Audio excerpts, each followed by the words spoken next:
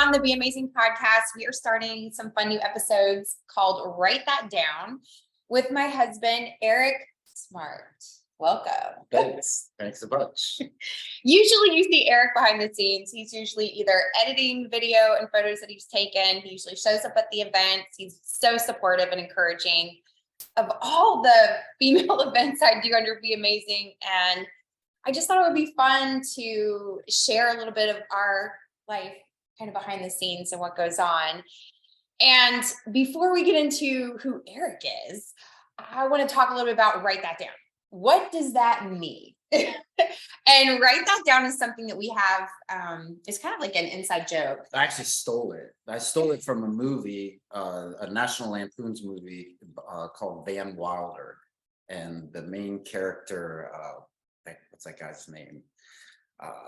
That comedian, I forget, Ryan Reynolds. So the main character, he walks around, he's like the king of campus on a college campus. He's probably like a fourth year senior or something, and he knows everything. And so he's super obnoxious and constantly telling people to write that down after he says something profound. So I found it hilarious. I found it to be a hilarious way to highlight my profound genius. Anytime something funny comes to mind, I say, write that down. That's good. That's good. Write that down. That really does happen. Like, we're in the car, we could be gone somewhere, it's in the house. I'll be like, write that down. That was good. That was good. We'll need to remember that. So we thought this would just be a fun way to name our episode, Write That Down. And actually point out to all your friends how obnoxious I am. That's hilarious. Yeah. But we thought this would just be a fun way to share some behind the scenes of us, but then also like some real stuff that you can actually apply to your life, whether it's in business, personal, and even like opening up about our relationship and how we work together and like all the ups and downs with that. So with that said, Eric, I'm putting you on the spot. Tell us a little bit about who you are.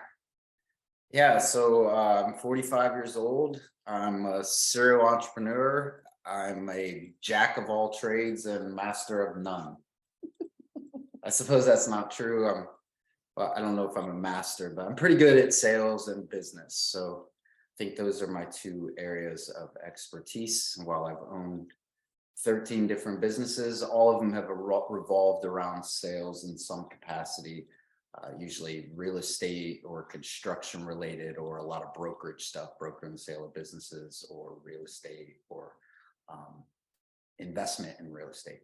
And that's what's been fun is because he has all that experience, it's really helped me with my career with Ready Fitness. Like, you were a huge reason why I took this step to do this 100% commission job, because I was a salary person and never did, like, I was so scared to do anything and take steps. And you were my biggest cheerleader. You saw in me potential.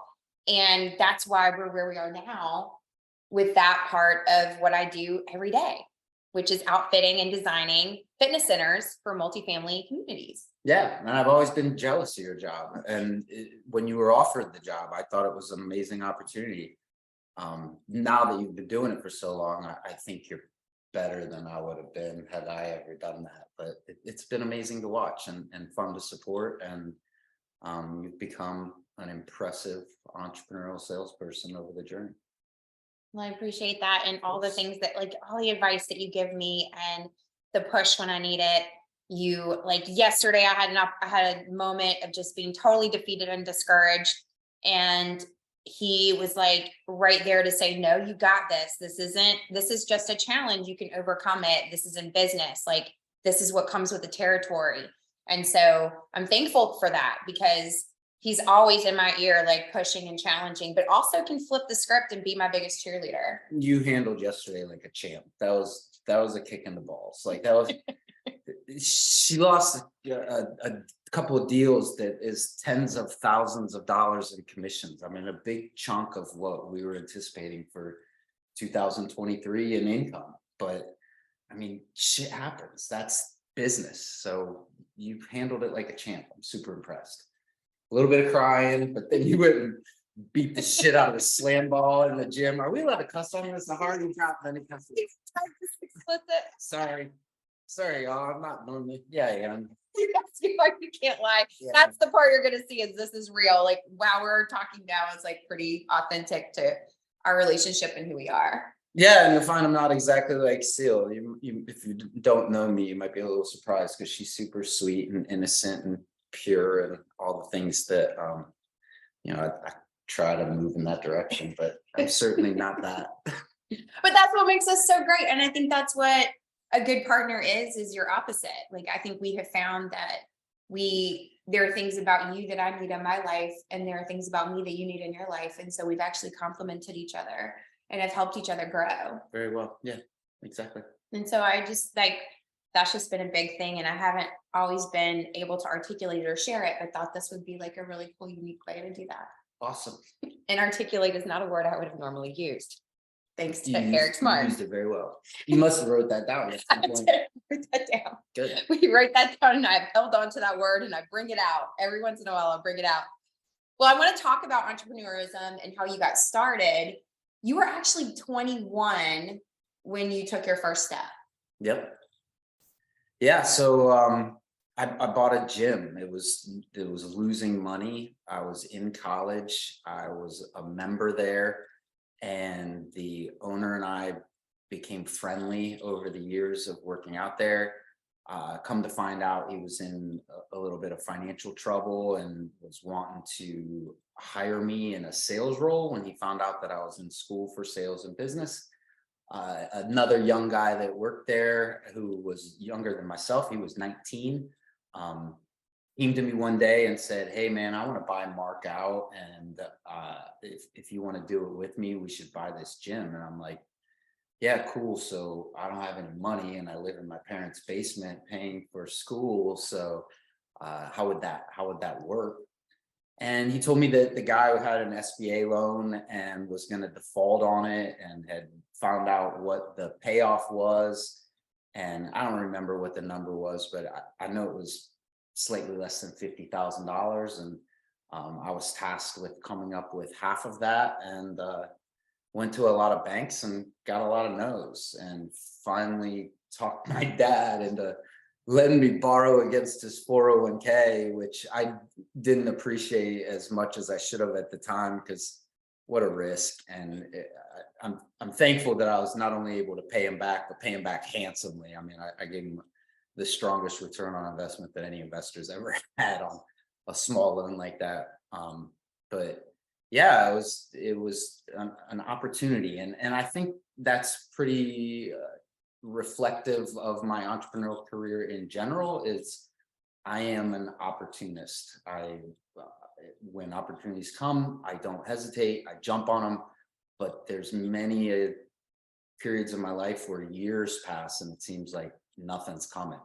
So I think that's kind of the moral of my entrepreneurial trek, is just be ready, because when it comes hot and heavy, and you don't know when your next opportunity is going to be. So you got to capitalize on it when it's there. And I know being an entrepreneur, you've had like a lot of challenges. You've had a lot of ups and downs. You have had things that have literally left you in a spot where I think a lot of people would have just like given up and like, walked away and just stopped altogether. And instead you get back up, you brush yourself off, and you keep going. What keeps you going? Like, what is it that just keeps you moving forward? Yeah. So, I've owned 13 businesses, I think, over my career. And while that may sound impressive to someone that hasn't owned a business, it's sometimes embarrassing for me to say out loud, because that means that's 13 failures. If they're not in operation today, was it a success? But they were successes in their moment, and they helped get me to the next thing. And what keeps you going? It's the blessing and the curse of entrepreneurism is it's lonely at the top, and you're always at the top. You're not reporting to a boss, and unless you have a business partner, which I've been fortunate to have many a time, you don't even have someone to bounce things off of. And so surrounding yourself with entrepreneurial friends and people that can empathize and relate is super important, but that realization of that comes with the loneliness at the top is that no one's coming to save you is a good motivator to when you're in a dark spot to finally pull your head out of your ass and say, if something's going to change, it's going to be because I change it and no one's coming to rescue me. So pull up your big boy pants, dust yourself off and get back at it. I think too, and this is just something because, I live with you, you're my partner, but the other part of what I've watched with you is you're always striving to become a better version. And you do that through all the, self-improvement by listening to books. Like you have an Audible that's loaded with books and you're constantly looking for stepping it up, going to the next level, not settling. And I really appreciate that about you. Is there anything right now as far as like, is there a book or is there or somebody that has inspired you to do that? Or has that just been total self-motivation? It's just the realization that it's lonely at the top. And if no one's telling you what to do and no one's making you do these things to improve, you at some point realize that you're going to do it yourself or you're just not going to get better. I listen to a podcast pretty regularly these days that's specific to real estate investing. It's Bigger Pockets. It's a whole network. It's online. What do you call it? Where people post things, and it's a free resource. And I just like to hear other entrepreneurial people talking about their experiences, and you don't have to know them, and you can relate and you can empathize and you can find little nuggets from it. On that podcast, they always ask like, what's your favorite book? And it's become super cliche because all these investors say the same thing. They say Rich Dad, Poor Dad by Robert Kiyosaki. And the reality is that was the first one for me. And it's weird to even say it out loud because I swore I would never say that on a podcast as my favorite book because everybody does. But I was a kid and I read that book, and I think I was in high school, and it talks about Robert Kiyosaki having two dads, and one was a super successful entrepreneur and the one wasn't. And you learn what it takes and then the opportunities that are presented by being your own boss. Like I love not having a ceiling. There's no height that you can't achieve when it's all up to you. There's no pay grade. Like you create it yourself. So my motivation books and all that, like over 150 books in my Audible, and there's not a single fiction book in there. Like everything is about sales or business or communication or psychology or it's all self-development related. I mean, I probably have 10 books just on habits, breaking habits, forming habits. So once I dive down a rabbit hole, I go deep. We talk about that all the time. It's like, okay, am I ready to go down this rabbit hole, or do we just leave it where it is? Because we can definitely go down that road like really easily. Yeah, don't ask unless you got a pen and paper and I'm ready to write that down. Always back to it. Write that down.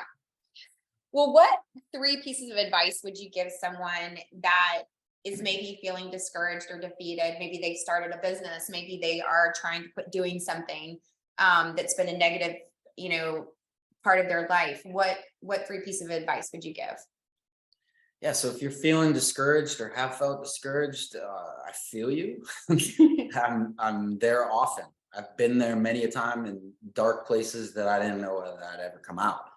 I think the biggest piece of advice I'd give is that nothing lasts forever, good or bad. And that's why I call myself an opportunist. When things are good, capitalize on it because it's not going to stay that way.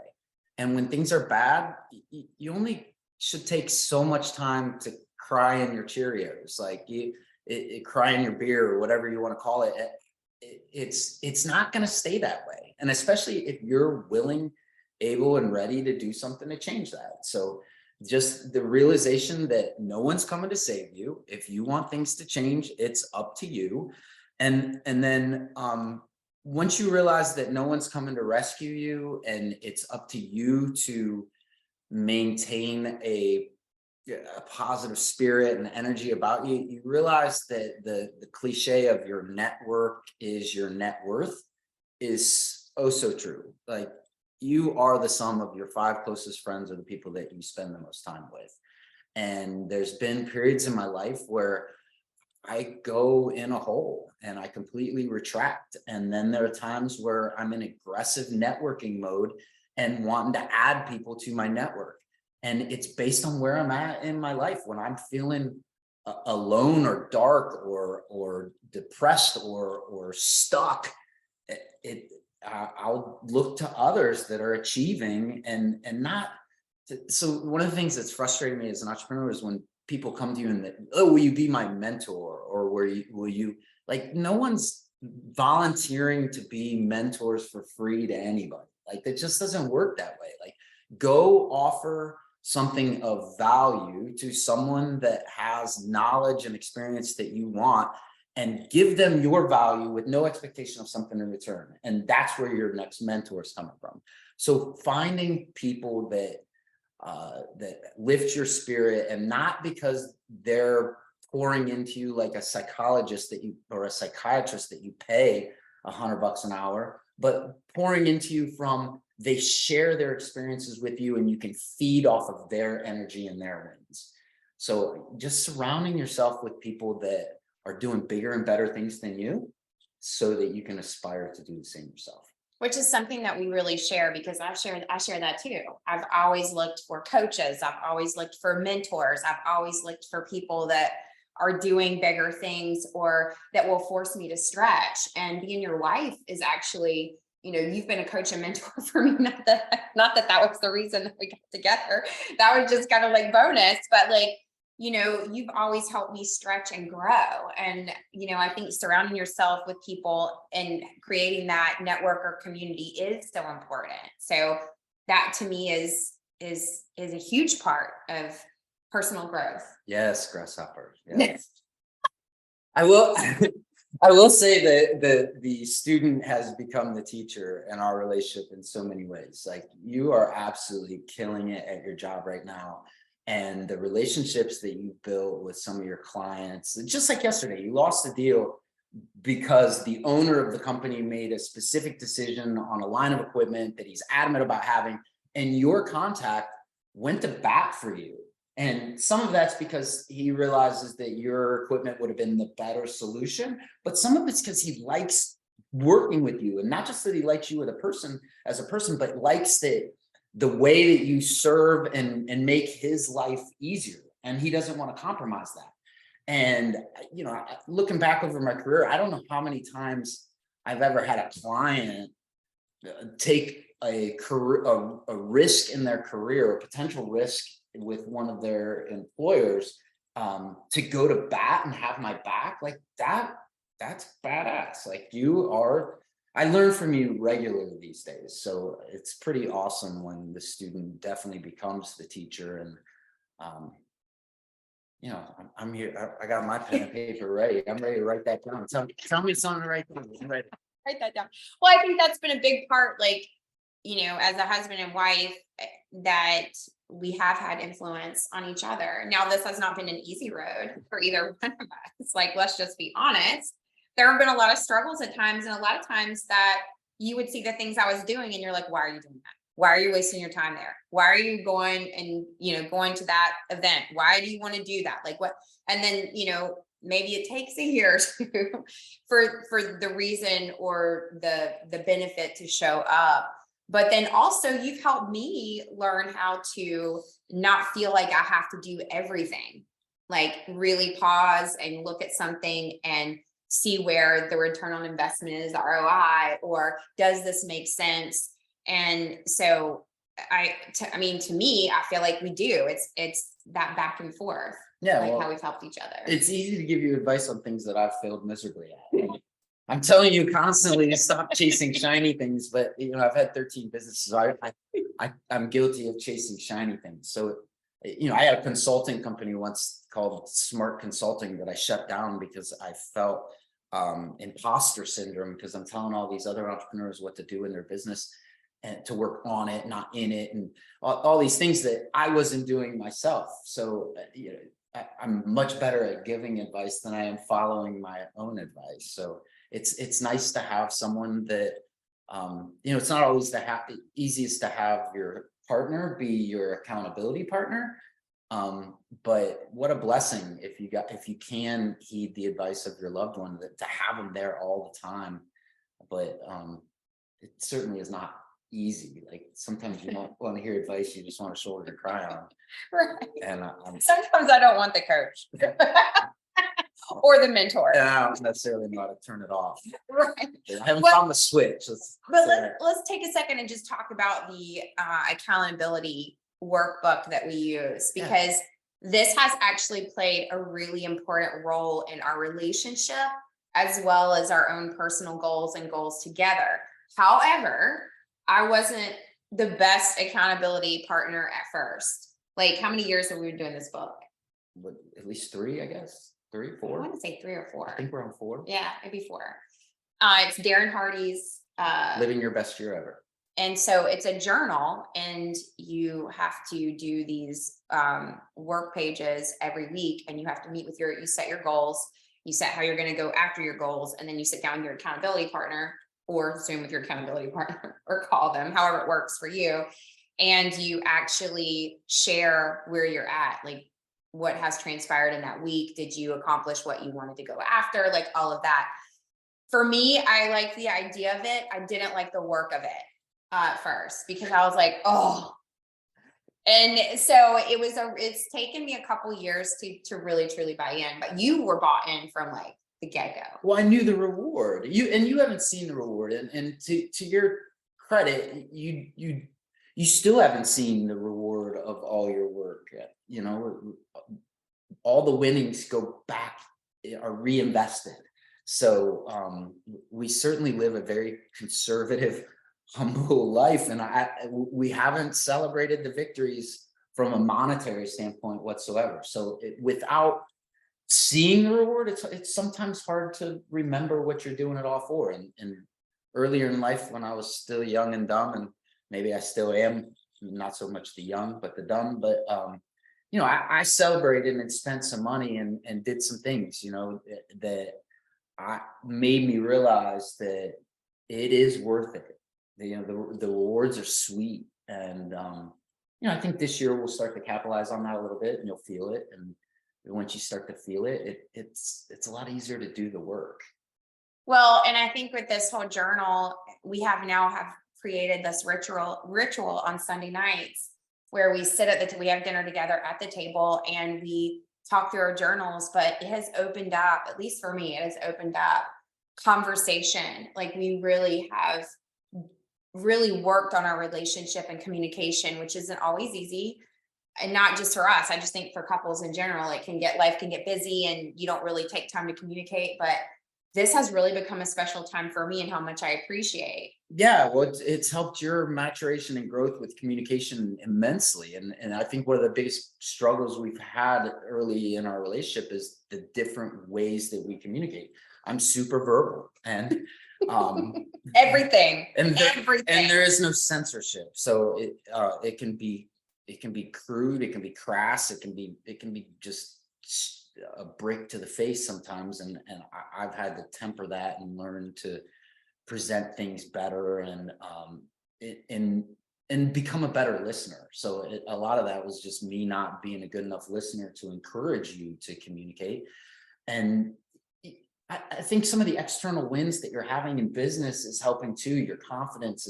And sometimes I feel like I've created a monster where you become a little too much like me.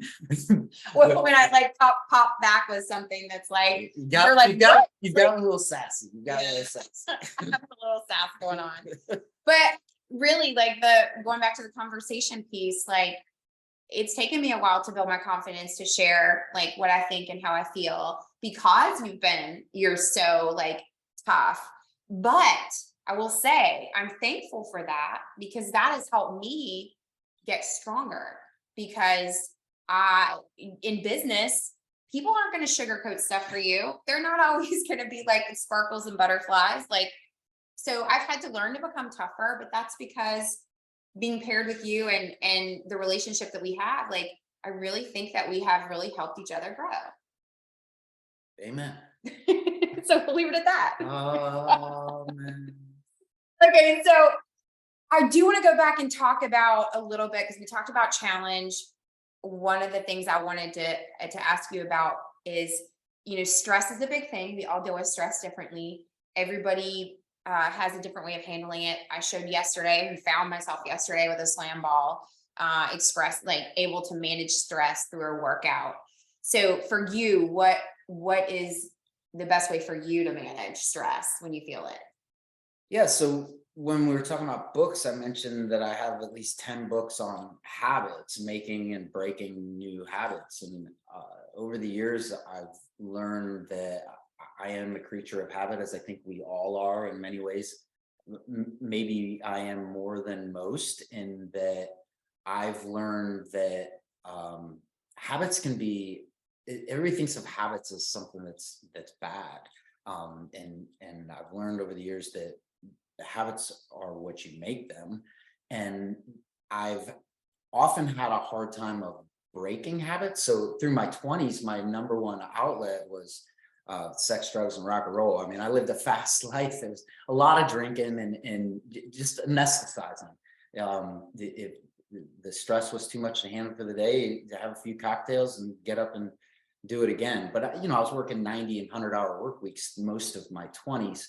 So it didn't leave a whole lot of time for life outside of just the work and work hard, play hard kind of mentality. Um, Being with you, it triggered some of the stuff. So owning a gym when I was 21, I did very much get into health and fitness at one period in my life. And it was ironic that at the time that we started dating, I was far from my physical best. And it was almost 10 years into our relationship where I really started to tap back into that. And you really didn't have any influence on that. Shame on you. She's a trainer. You watch your husband sit around and get fat. But anyway, so no, it was best that you didn't. And so it's been a little over 2 years ago, I decided I needed to quit drinking, and I didn't know how to slow down. So I just quit completely. I'm kind of an all or nothing kind of person, which certainly was not an easy task. It was probably one of the more challenging things I've ever done in my life. But 2 years later, I'd say it was probably one of the best things I've ever done in my life. And, I don't know that I'll never drink again. I just know right now it wasn't serving me, and I'm better for having done it. And so what I learned is I gave up that habit and took on a new one, and that's working out. And I've always liked lifting weights, and I got into mountain biking 10 years ago.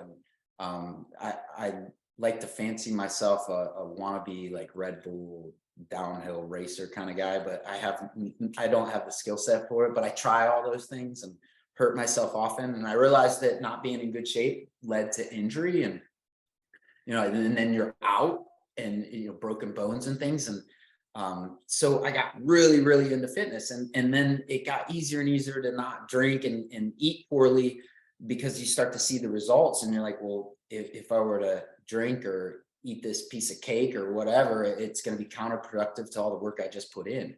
So I think for me, just replacing bad habits with good ones, and then trying to find that balance along the way, which I've never found, but trying to find that middle ground. But yeah, working out and being active and just being outside, those are things that have saved me through my life, I guess. Yeah, I love that. I love that you opened up about the challenge with drinking, and it's been 2 years and the good habits you've replaced with it. And I've watched the transformation, like not just the transformation outside the physical, but the transformation within, and like really seeing who you are as a person and getting to know you even more. And we have so much fun when we go to play outside and when we do things together. And I think that when you were saying like I was a trainer, I'm a trainer, and I should have like said something that's the thing. Here's the thing. You can't tell Eric to do anything. Don't tell me what to do. Right. Just like write that down. But I also think that even from I was just talking with Leah yesterday. We were talking about accountability and like finding, that's it's a personal decision. There's timing. There's a time when you make a decision, and it has to be your decision. If it's somebody else's decision or pressure, you'll never follow through. It's like with me in the accountability journal. If I hadn't gotten to the point where I flipped that switch and start to own that as my own piece and really take hold of it, it's just gonna, and I'm just doing it because I feel pressure from him. Nothing happens. There's no transformation happening.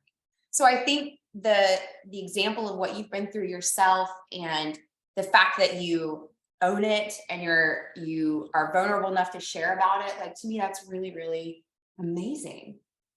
Thanks. Yeah. Yeah, I don't know that I've said it out loud all that much. You haven't? And this is a public forum. I've definitely never done this. How many people watch this? Like 2, 3?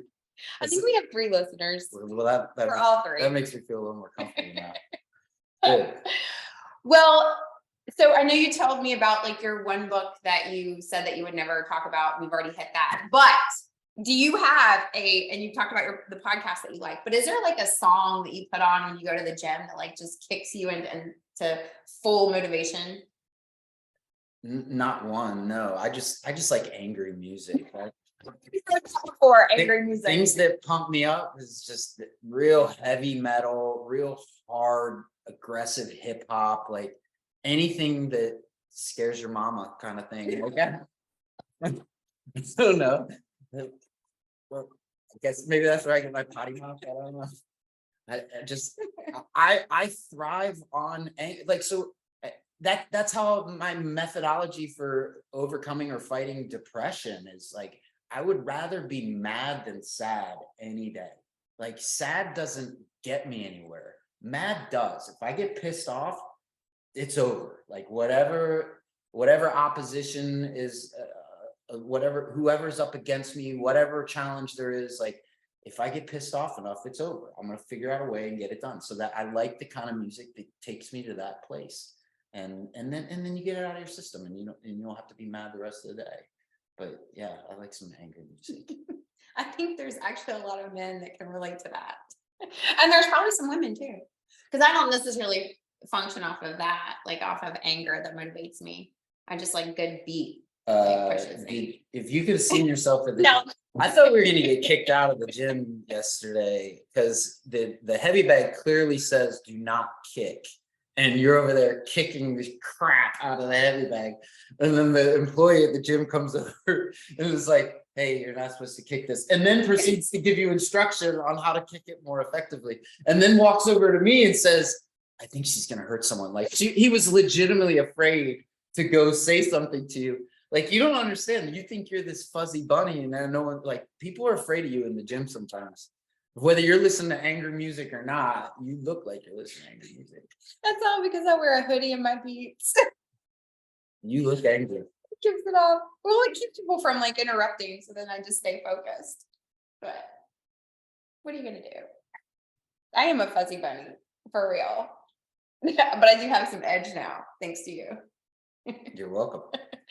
Okay, so we're gonna leave the audience with one thing that they should write down this week. What's one thing they should write down from this episode?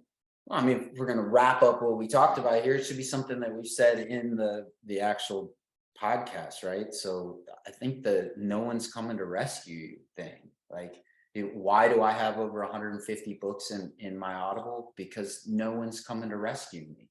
And I'm an opportunist. So when the opportunity comes, you strike. And when the iron is hot, you strike and keep striking and keep striking until the opportunity is done. Well, so you don't have time to train once the opportunity arises. So you train. What's the saying? If you stay ready, you don't have to get ready.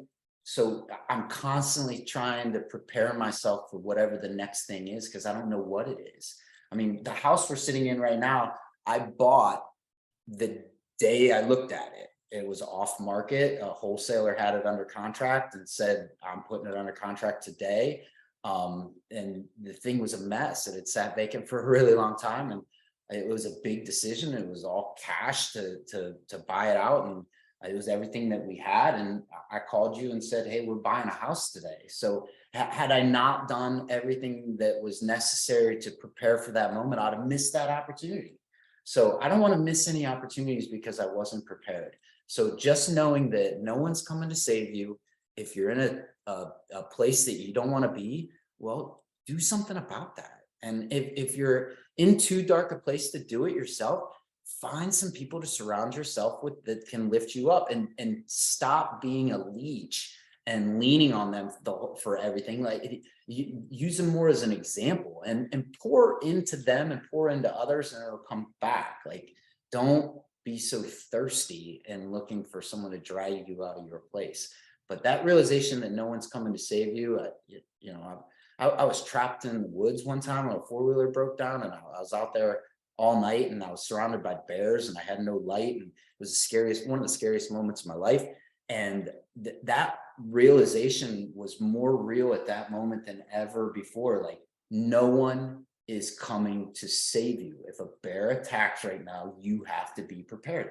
And taking that into life. And I know that that's an extreme example, but life is an extreme sport. Like, it's tough. Yesterday was a tough day that you didn't anticipate, right? Yeah, it was a really tough day. But all the preparation of your tenure, you're over a decade in sales and a couple decades in sales, that's what prepared you for that.